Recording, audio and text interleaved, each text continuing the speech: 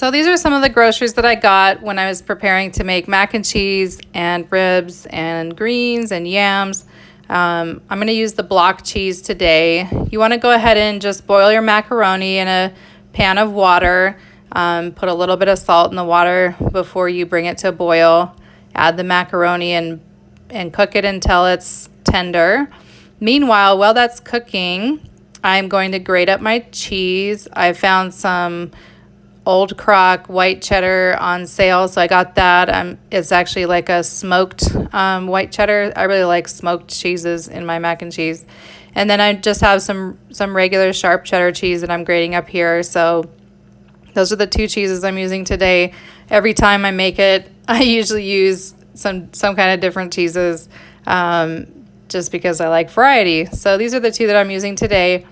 So you want to just go ahead and grate up all of your cheese and put that aside in the bowl, and make sure that you check on your macaroni, and you don't want it to overcook. You also don't want it to undercook. So once that's cooked and drained, then we're going to go ahead and start your roux, which is just butter in a pan, melted, and then you add some flour. So I don't know how much butter. It was probably like a half a stick of butter or so.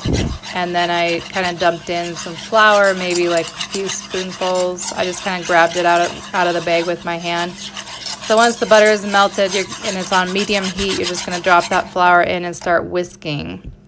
Once that's whisked together, you're adding some milk. You can see that I poured in some milk, and it is just whole milk, regular whole milk. And you just do a little bit at a time and keep whisking. This is actually somewhat hard to do with just one hand while recording. So you're going to be able to do a much better job when you're not actually taking a video of it. So this is me again, just like whisking it up quickly and adding milk and whisking. And you want to make sure that it stays nice and thick as you're doing this. And then you're going to just kind of let it bubble. And when it bubbles, if it looks like you need to add more milk, then you just go ahead and add some more milk and continue to whisk. This is really the only time-intensive piece of mac and cheese other than grating the cheese. It's just so easy to make.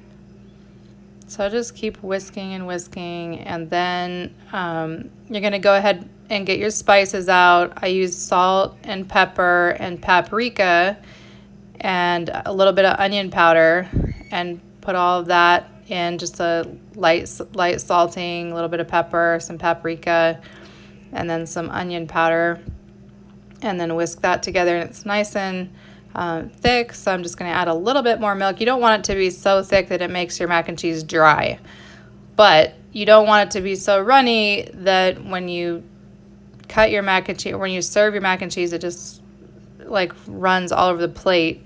So you kind of want it to be just right.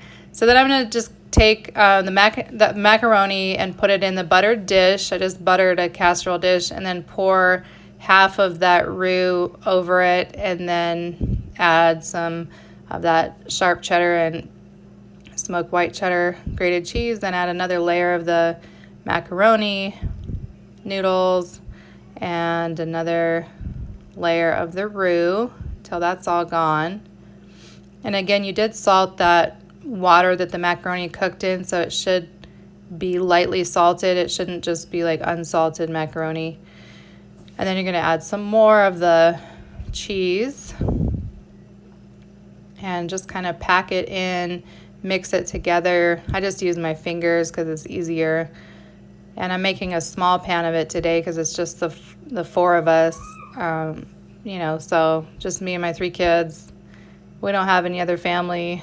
So if you want to make a huge pan of it, obviously, like sometimes I do that for the football team dinners, and that's fun. But so you're just going to like pack it all in there, wash your hands off, and you're going to grab some of that whole milk. I just drizzle a little bit of whole milk over the top, just again because I do not like dry mac and cheese. You want it to be nice and wet and creamy, and that just kind of helps ensure that your mac and cheese is not going to be dry. Just add that little drizzle of milk and pack it in, and then I also sprinkle just a little bit of paprika on the top after adding this last layer of grated cheese. And also on top of the paprika, I put just a little bit of butter, like just a few pinches of butter. So I'm just gonna sprinkle that paprika on, and then I'm gonna add just a little bit of butter, just dot it with butter on the top, and this helps the top from drying out.